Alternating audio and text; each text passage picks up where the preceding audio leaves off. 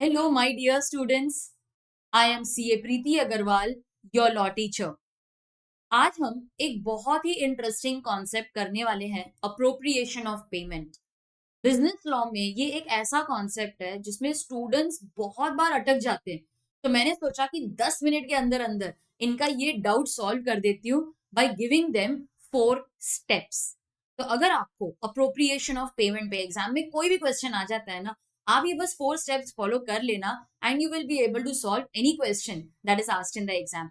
अगर अभी तक आपने मेरा चैनल सब्सक्राइब नहीं किया है तो कर लो, क्योंकि यहाँ पे लॉ से रिलेटेड बहुत ही इंटरेस्टिंग वीडियोस और शॉर्ट्स आते रहते हैं।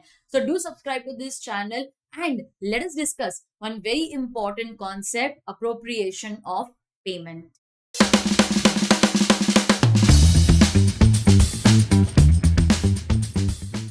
चलो शुरू करते हैं। एक बहुत ही प्रैक्टिकल एग्जांपल से आपको समझा दूंगी कि ये कॉन्सेप्ट क्यों लाया गया था, और इसके बाद में इसके रूल्स भी पढ़ लेंगे विद सेक्शन नंबर्स।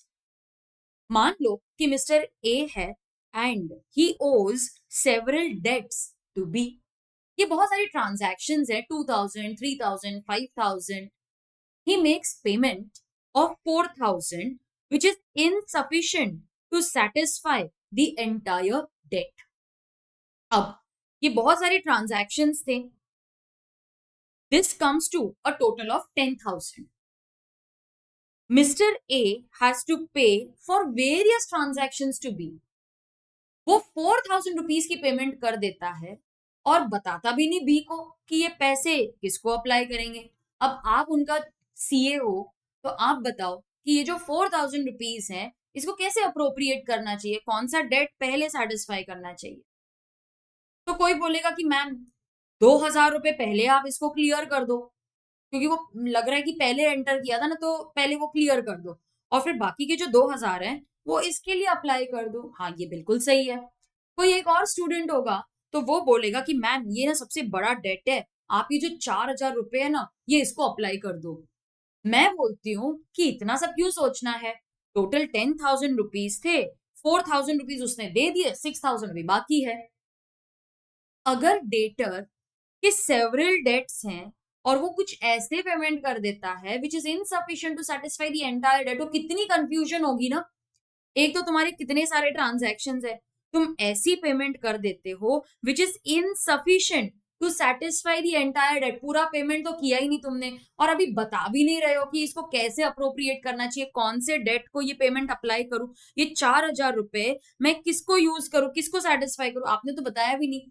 तो लॉ बोलता है अगर डेटर नहीं बताता है तो मैं बता देता हूं ना, मैं तुमको रूल्स बताता हूं। तो 4 स्टेप्स हैं जो आपको फॉलो करने हैं। तो लॉ सबसे पहले क्या बोलता है कि when one person owes several debts to the other person, when one person owes several debts to the other person, he makes payment which is insufficient to satisfy the entire debt, then the order in which this money is to be applied is known as appropriation of payment। मैंने क्या बताया वापस से सुनो। When one person owes several debts to the other person, उसको बहुत सारी अलग अलग ट्रांजैक्शंस की पेमेंट करनी है एक ही पर्सन, एक ही क्रेडिटर को। So when one person owes several debts to the other person, he makes payment which is insufficient to satisfy the entire debt, then the order in which this money is to be appropriated is known as appropriation of payment। तो ये पैसा आपको कैसे apply करना चाहिए वो discuss किया है अप्रोप्रिएशन ऑफ पेमेंट में। तीन ही सेक्शंस यहां पर आते हैं, सेक्शन 59, 60 एंड 61। चलो अब इसको मेरी टेक्स्ट बुक में से अच्छे से रीड कर लेते हैं और फिर जो की वर्ड्स हैं, की पॉइंट्स हैं वो हाईलाइट भी कर लेंगे। अप्रोप्रिएशन ऑफ पेमेंट, ये मेरी टेक्स्ट बुक है, मेरी कॉन्सेप्ट बुक है। अगर आपको ये पसंद आ रही है you can purchase it from my website capreetyagarwal.com। सबसे पहले तो मीनिंग लिखना है। अगर आपको एग्जाम में कोई भी क्वेश्चन आ जाता है तो आप हमेशा मीनिंग से ही स्टार्ट करोगे ना, उसको डिफाइन करोगे। in case there are several debts owing by one person to another. हमारे एग्जाम्पल में क्या था? In case there are several debts owing by one person to another. आगे बढ़ते हैं.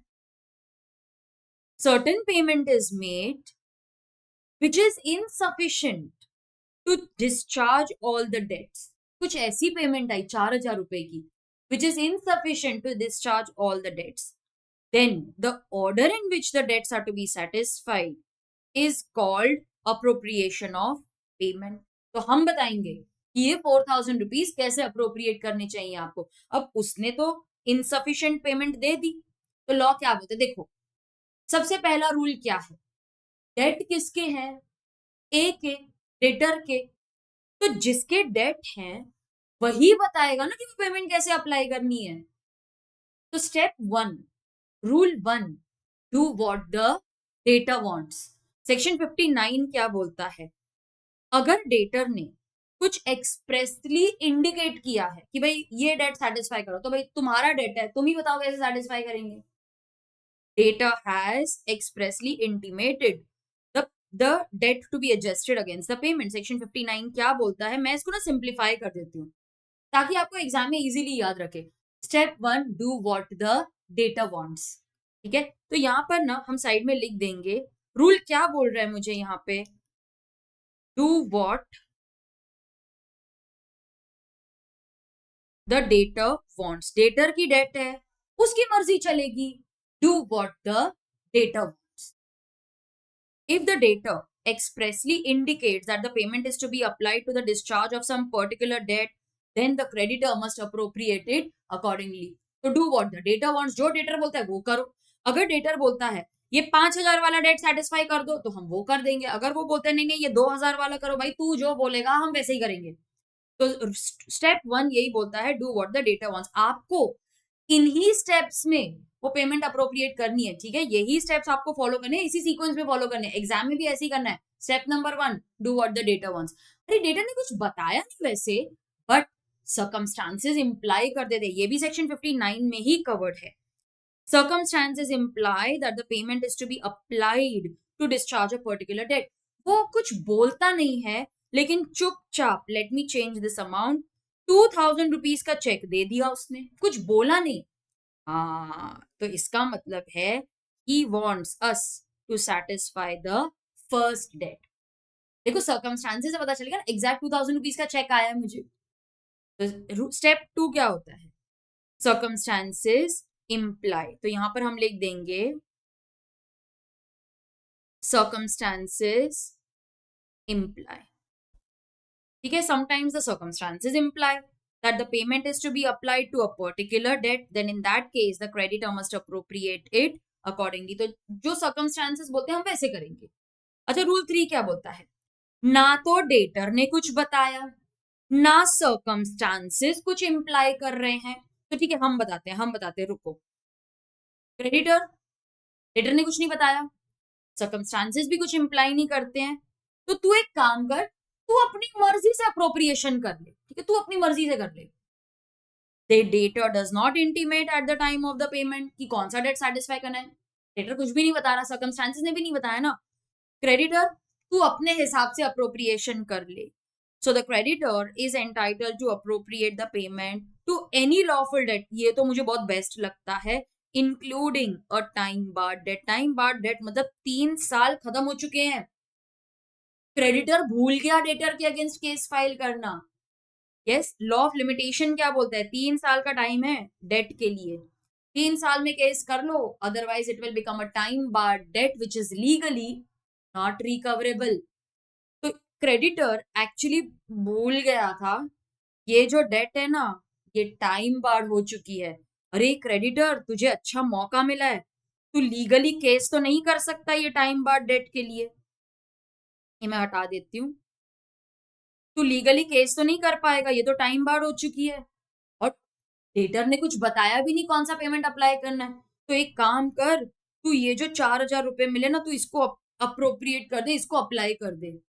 So creditor may appropriate that money, he may apply that money to any lawful debt including time barred. तो rule 1 क्या बोलता है मुझे, do what the debtor wants. Debtor ने कुछ बताया नहीं तो सर्कमस्टांसेस देख लो ना एक बार, सर्कमस्टांसेस इंप्लाई करते होंगे कुछ, वो भी नहीं कर रहे। तो क्रेडिटर तू अपनी मर्जी से अप्रोप्रिएट कर सकता है, you can apply that money even to a time barred debt. अच्छा, तो ये यहाँ पे क्या लिखेंगे हम,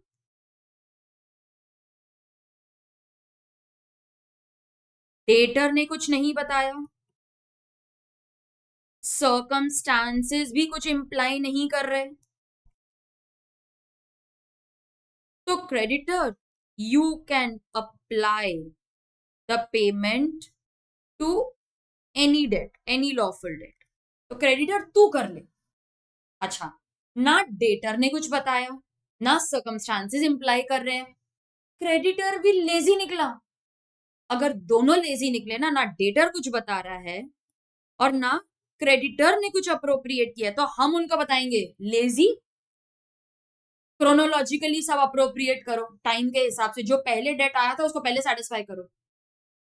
चौथा सिचुएशन, बोथ आर लेजी, ना डेटर कुछ बताता है और ना क्रेडिटर ने अप्रोप्रिएशन किया है, हम उनको बताएंगे चलो क्रोनोलॉजिकली टाइम के हिसाब से अप्रोप्रिएट करो, so then that money will be applied in the order of time, whether और not they're time barred. Time barred से मेरे को कोई फर्क नहीं पड़ता, तो जो डेट पहले इनकर हुआ था वो पहले सेटिस्फाई होगा। तो क्रोनोलॉजिकली हम करेंगे, ठीक है, तो यहां पर आ जाएगा क्रोनोलॉजिकल। अरे हम अप्रोप्रिएट करने गए थे, लेकिन पता चला कि ये दोनों डेट्स जो है ना सेम डे पे इनकर हो गए थे। अब मिला मुझे 4,000 है, अप्रोप्रिएट करना मुझे 5,000 है, अभी क्या करूं। प्रपोर्शनेटली कर दो। कैसे करेंगे, देखो,